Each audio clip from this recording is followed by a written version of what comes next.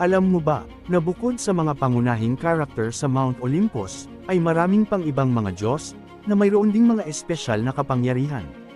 Bagamat, hindi gaanong makapangyarihan, kaysa sa mga pangunahing Diyos.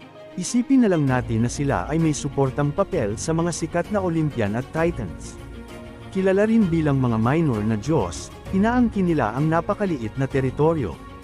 Tulad ng isang batis o isang puno, kumpara sa mas mabibigat na trabaho, tulad ng pagkontrol sa lahat ng panahon sa universe. Kaya sino ang ilan sa mga minor na Diyos na ito? Halina at kilalanin natin, upang malaman ang kanilang mga tungkulin at responsibilidad.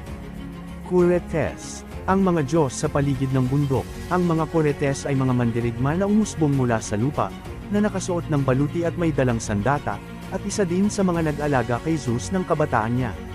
Nymphs. Ang mga nymphs ay magagandang,